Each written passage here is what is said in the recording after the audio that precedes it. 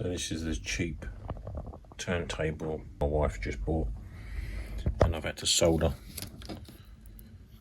the wire terminals to the actual board itself for the switch, and the leads are now securely in. So when I put that back on, that should hold them leads in securely. And this is how it turned up, brand new, out of the box, the wires hanging out. So I opened it up to find this. No solder on them connections, and eventually the wire came off. So now that's securely fixed, the wire in there. That's good. And now I'm going to crack open this and see what they've done with this in there, see what a bodge job they've done. So hopefully they haven't, hopefully it's okay.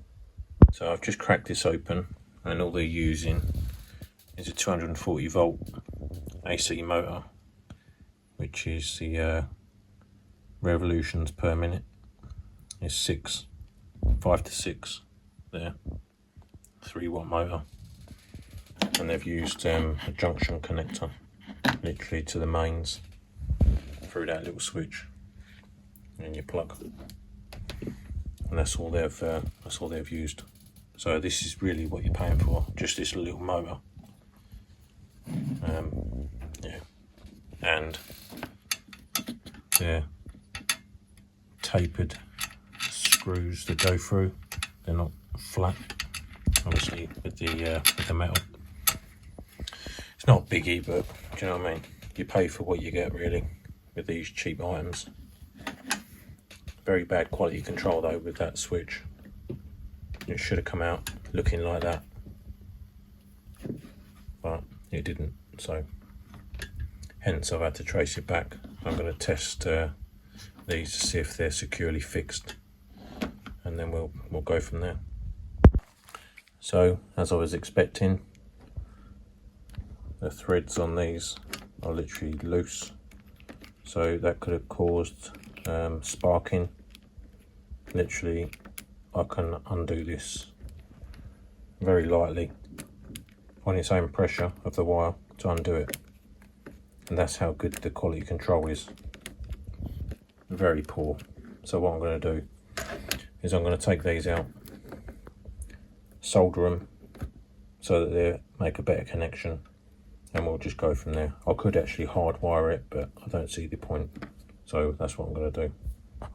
So as you can see there, that wasn't making any contact at all, apart from the internal making a connection within that plug itself, probably touching the wires to the other side of this.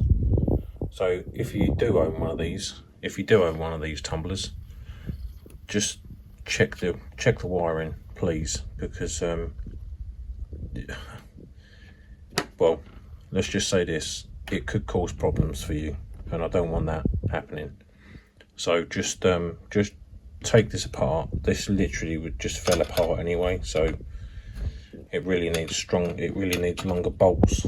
It really needs longer bolts in this, because they don't really grab. They don't really grab that. So just make sure you do that. Check that. Check the wiring. I'm going to solder these together so that they're better connection, so they won't have any issues in the future. And yeah, so that's what I'm going to do now. Very bad workmanship, really. Very bad quality control. It's no wonder this thing was working at all. It's the same again on that. It just wasn't making contact. They've screwed it into the plastic on the wire sheath. Disgraceful, it really is. So now there's a better connection there. It's all soldered together with some heat shrink around it, and now that should be a lot better than what they had done with their wiring. So I'm just going to get this back together, and I'm going to test it. So there it is. It's working. Now I feel comfortable that my wife can use this safely without any issues. So this was bought from Amazon, brand new, and it immediately fell apart. The wires come out of this controller, of this switch, which was bad. You see the contact that was made with the little block, connector wasn't done up properly. Very bad. I don't know how they let these things through their quality control, I really don't. But if you've got one of these, which are for turning these mugs on, do make sure that you've connected your wires, you've checked your wires and they're okay, because you see the state of this. I wouldn't want anyone electrocuting themselves with this sort of thing.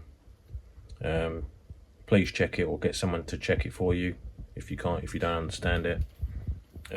Yeah, just be really careful with what you're doing with these cheap items from Amazon, all them sort of places. Yeah, so stay tuned guys, and I'll see you in the next one.